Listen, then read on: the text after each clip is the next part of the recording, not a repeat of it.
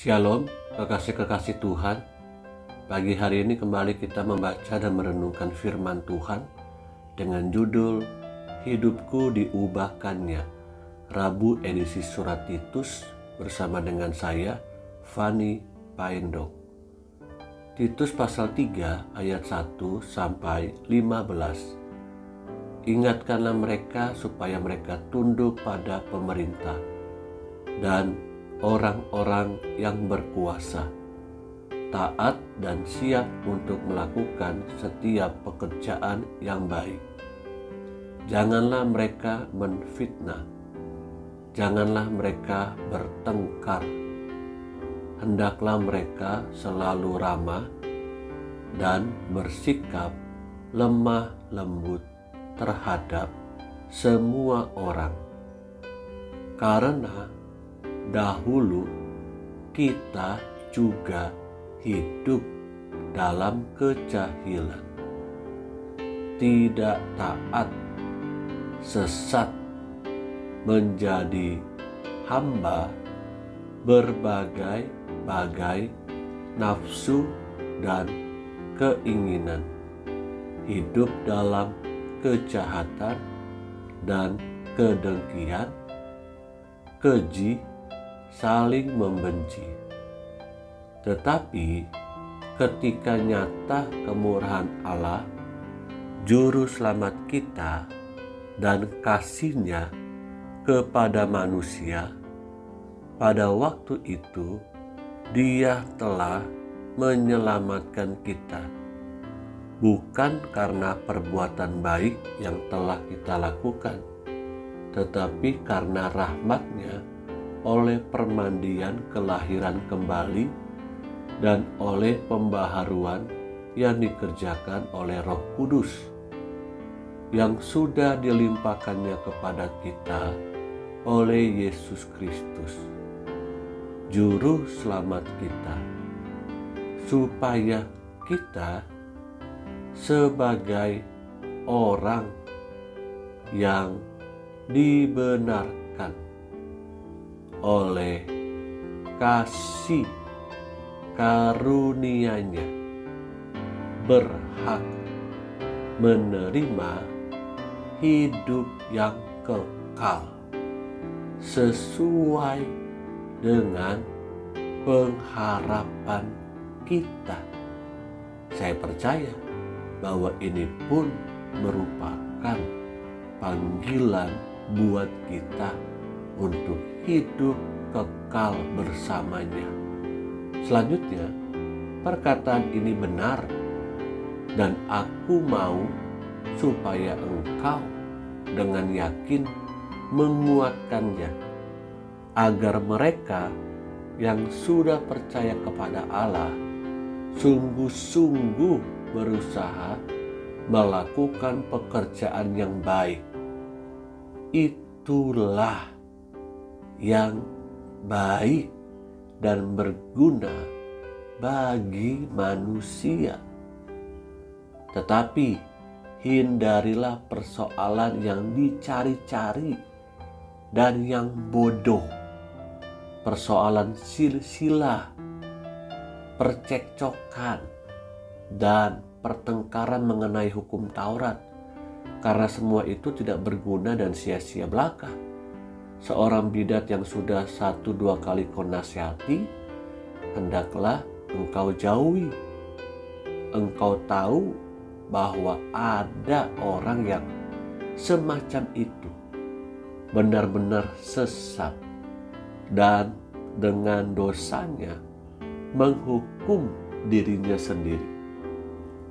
Segera sesudah kukirim Artemas atau Tikhikus kepadamu, berusahalah datang kepadaku di Nikopolis, karena sudah kuputuskan untuk tinggal di tempat itu selama musim dingin ini.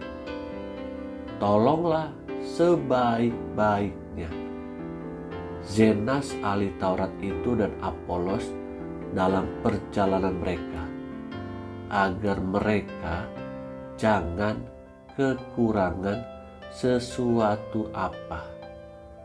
Dan biarlah orang-orang kita juga belajar melakukan pekerjaan yang baik untuk dapat memenuhi keperluan hidup yang pokok, supaya hidup mereka jangan tidak berbuah. Salam dari semua orang yang bersama aku di sini, dan sampaikanlah salamku kepada mereka yang mengasihi kami di dalam iman. Kasih karunia menyertai kamu sekalian. Kekasih-kekasih yang Tuhan Yesus rindukan, pagi hari ini saya dan saudara sudah diberkati lewat ayat demi ayat di dalam surat Titus pasal yang ketiga ini. Mengapa saya berkata demikian? Karena seringkali kita terlalu disibukkan dengan aturan-aturan yang tidak sesuai dengan firman-Nya. Dahulu kita memiliki kebanggaan yang sia-sia karena hidup dalam dosa dan penuh dengan kegelapan. Hidup kita sangat kelam, hidup kita sangat memalukan dengan dosa-dosa itu. Hindarilah perdebatan yang sia-sia dan jauhkanlah diri kita dari perkara-perkara yang hanya mencari-cari kesibukan namun tidak berbuahkan kebenaran. Acap kali apa yang kita kerjakan itu sebenarnya hanya mencari-cari kebenaran yang sia-sia, kesibukan yang sia-sia. So artinya janganlah mencari pembenaran atas perbuatan yang sia-sia itu. Kita merasa bahwa yang kita lakukan ini benar dan baik buat kita atau bagi orang lain. Namun ketika kita filter, ketika kita selidiki, ternyata itu tidak sesuai dengan firman-Nya, tidak sesuai dengan hati Allah. Ingat baik-baik, hidup saya dan saudara itu sudah ditebus dan diubahkan oleh darah Yesus Kristus di atas kayu salib. Hindarilah semuanya itu, perkara-perkara yang sia-sia, berbicara tentang keburukan orang, melakukan bisnis sana sini dengan tipuan-tipuan, bahkan juga melayani Tuhan untuk kebanggaan diri, motivasi yang salah, dan masih banyak lagi. Ternyata ini sungguh melukai hati Tuhan. Mari bersama-sama hiduplah dalam kasih Kristus. Haleluya. Amin.